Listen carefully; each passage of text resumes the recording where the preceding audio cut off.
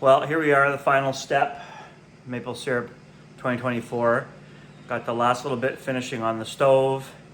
Getting ready to bottle, little bottling station there. Bunch of bottles that are in the sink warming up, and some finished bottles, and some, where are they? Oh, they're not there actually. They're in the sink. Bottles ready to go. And I've got a few more that are up on the laser. Finishing off. So it's been a long run. Hopefully this works out well tonight, that I don't spill half the syrup onto the floor like I have in the past. And then that'll be it. More to come. Thought I'd do a little update on the engraving.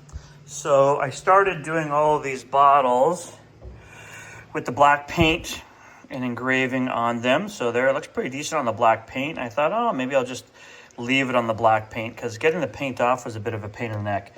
But I found actually putting it in a bath of hot water and a little wire pad there, the paint came off pretty good.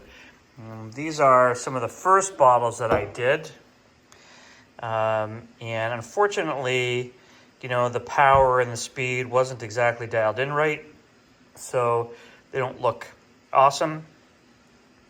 But that kind of goes part and parcel with the actual syrup, which right now kind of looks, oh, lovely golden. But I realize now this was the second batch that I did, and it's actually too light. It's probably barely syrup. Maybe it's good for cooking, I suppose, but it's already been bottled. I don't want to crack it open and do it again. But anyways, I learned from the engraving process that was a little bit too, so I was using 100% power and probably 10 speed, and that was too slow. So I tripled the speed. I used the same power, and these are looking better.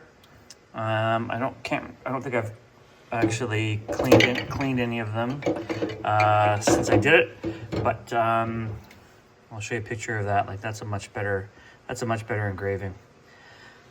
So, lessons learned. Well, let's take a look at the engraving process right now. So I'm just doing one bottle at a time. I had set up for 8 bottles once upon a time, and it worked pretty well. But it took a little bit of setup. So this one, I just sort of did one, and I have been just resetting it. Makes it really easy. That little block of wood on the left is just so, or that little piece of wood there is just so I know how far to the left to sit it, and for a good burn. So there's a few that are done, and I got 4 more to do. All right, so I thought I'd show a little bit of video of the bottling process, as exciting as that is. Got my fancy little gloves on. Bottles are in the sink, warming up. Doing it from here into this little spout is quite nice. It's a lot cleaner. So this is a 375 ml bottle. The only problem is the steam gets in the way of me seeing what's going on. There we are. Cooler up and a cap. And then over here on the left, I'm just laying it down flat so that all the hot sap, or hot syrup, pardon me, hits that cap and creates a seal. And we'll do another one. I really have no idea how much finished syrup I have left. Like, I look in this, in here, and there's still quite a bit. So we'll see. I guess at the end of the day, it wouldn't be too hard to just measure it and calculate the volume, but I'm not doing that right now. So the syrup is dripping a little bit onto my little carpet here.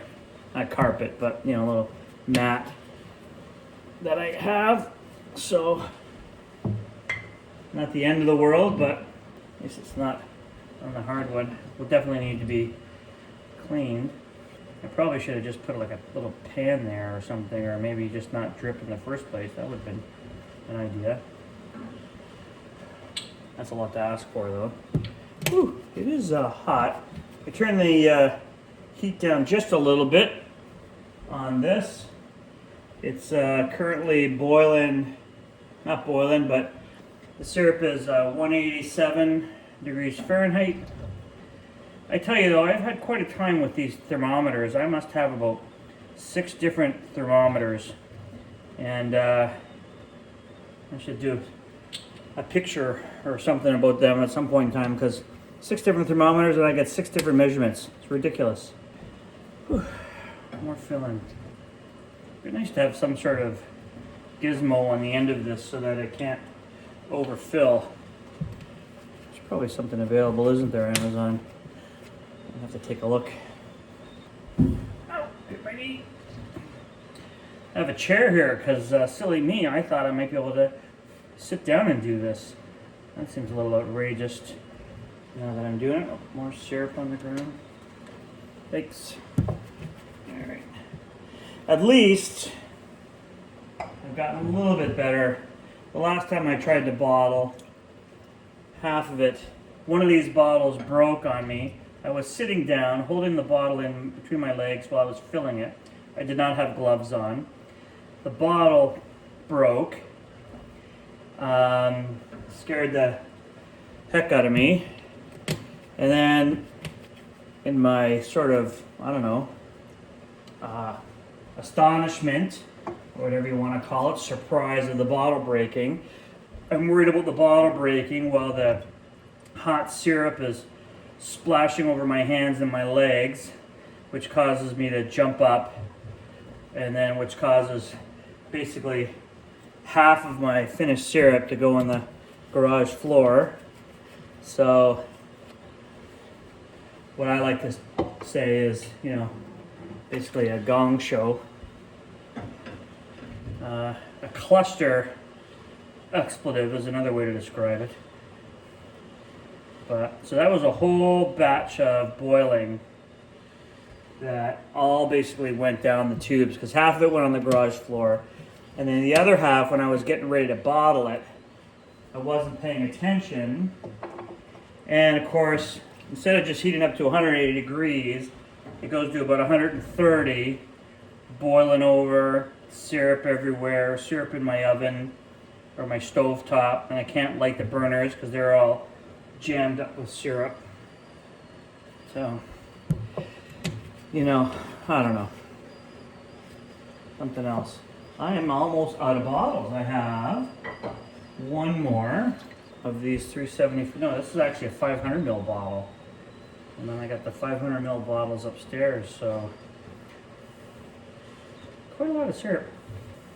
All right. Wowza. There we go.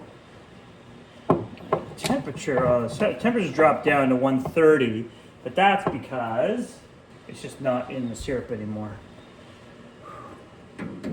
So what do I have? Holy cow, I bet I still have 2 inches worth of syrup in there. All right, till later.